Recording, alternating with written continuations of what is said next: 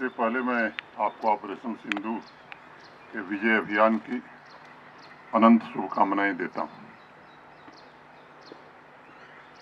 आज केवल भारत में नहीं, मुझे लगता है कि पूरी दुनिया में भारतीय सेना के शौर्य की चर्चा हो रही है, उसकी गौरव गाथा गाई जा रही है।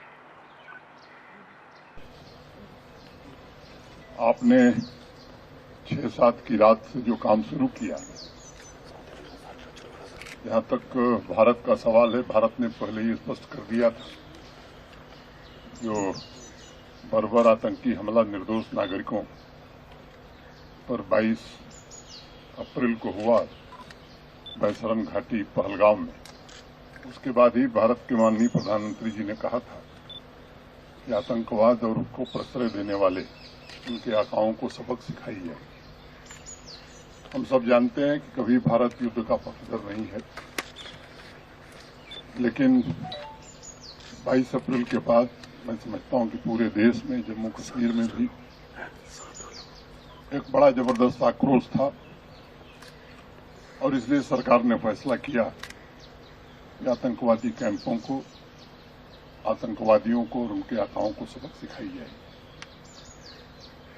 6 और 7 मई की रात को भारतीय सेना ने जो ऑपरेशन शुरू किया सिंदूर के नाम से, तो ये ध्यान रखा गया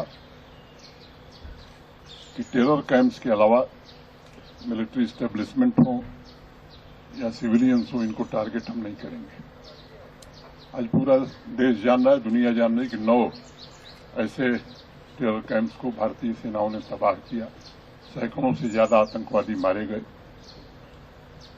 और उसके बाद पाकिस्तान को बता भी दिया गया था, लेकिन आतंकवादियों और आतंकवादियों के कैंप पर हमले को पाकिस्तान ने खुद पर हमला माना और फिर आप तो प्रत्यक्ष गवाह हैं किस तरह से 1:30 बजे रात से उन्होंने पुंछ इलाके में फायरिंग शुरू की। जिस तरह से आपने साहस के साथ उसका जवाब दिया, मैं कह सकता हूं कि वहां तबाही ज्यादा हुई है, मंजर तबाही का उन लोगों ने देखा है।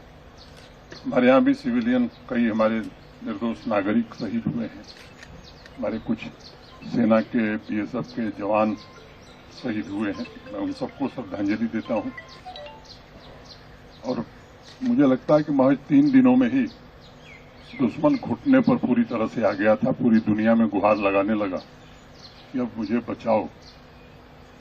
जैसा भारत सरकार ने पहले ही तय किया था कि हम युद्ध नहीं चाहते हैं, हम केवल आतंकवाद को खत्म करना चाहते हैं, उनके आकाओं को खत्म करना चाहते हैं। आज ये पाकिस्तान को भी पता है, दुनिया को भी पता है कि पाकिस्तान में कुछ भी ऐसा नहीं है जो भारतीय सेना के जद में नहीं है।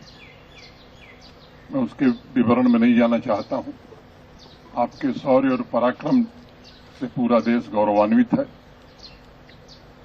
और भारत के 140 करोड़ लोग